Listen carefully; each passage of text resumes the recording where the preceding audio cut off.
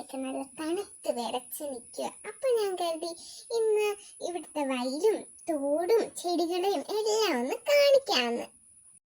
അപ്പൊ ദേ പട്ട് റോസെ കണ്ടോ, നല്ല രസമായിട്ട് നിന്നപ്പോ വീഡിയോ എടുത്തതാണ്. ഒത്തിരി പാവയ്ക്ക നമുക്ക് കിട്ടി, കുറെയൊക്കെ മഴയത്തങ്ങ് പനലായി പോയി. അപ്പൊ ദേ ഇത് കണ്ടോ, നല്ല റെഡ് കളറിലുള്ള തെറ്റിയ.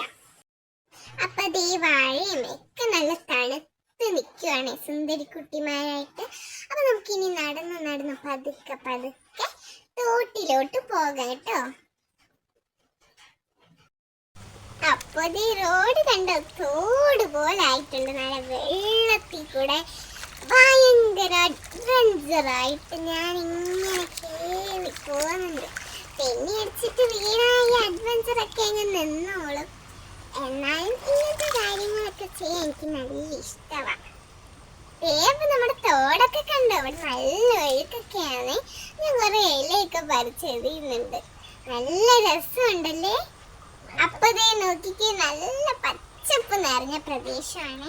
വഴിയൊക്കെ കണ്ടോ, വയലും ഒക്കെ ആയിട്ട് ഒരു ഗ്രാമീണ പ്രദേശമാണ്. അപ്പൊ ദേ ഇത് കണ്ടോ, ഇത് അനിയത്തിപ്പാറയും ചേട്ടത്തിപ്പാറയാണ്. ഞാനും ഇതിൽ കയറിയിട്ടുണ്ട്. അപ്പൊ ദേ ഇത് നല്ല അടിപൊളി മധുരമുള്ള മധുരക്കിഴങ്ങാണ്, നല്ല രുചിയാട്ടോ. ഞാൻ നോക്കിയപ്പോ തോട്ടിക്കൂടെ ഒരു ചേമ്പലി ഒഴുകി പോന്നെ. ഇത് നോക്കിക്കാൻ നല്ല രസമുണ്ട്. പിള്ളേരൊക്കെ ഇവിടെ വന്ന് വെള്ളച്ചാട്ടത്തിൽ കളിക്കുന്നോണോ വന്നേ കളിക്കുന്ന. അപ്പൊ ദേ നല്ല തണുത്ത് കുളിച്ച് നിൽക്കുന്ന വാഴക്കുട്ടന്മാരെയൊക്കെ കണ്ടോ, നല്ല രസമായിട്ടുണ്ടല്ലേ. അപ്പൊ ദേ മഴയത്ത് ഇങ്ങനെ അവിടൊക്കെ. അപ്പൊ നല്ല കളകളം ഒഴുകുന്ന തോടും നല്ല പച്ചപ്പ് നിറഞ്ഞ വയലും ഒക്കെ ആയിട്ട് ഇതാട്ടോ ഞങ്ങളുടെ സ്ഥലം എന്ന് പറയുന്നത്.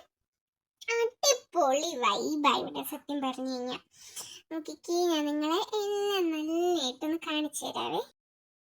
അപ്പൊ ദേ ഈ മഴയുടെ കൂടെ നല്ല പുഴുക്കും ഒക്കെ കൂടെ ആയപ്പോൾ അടിപൊളി വൈബായ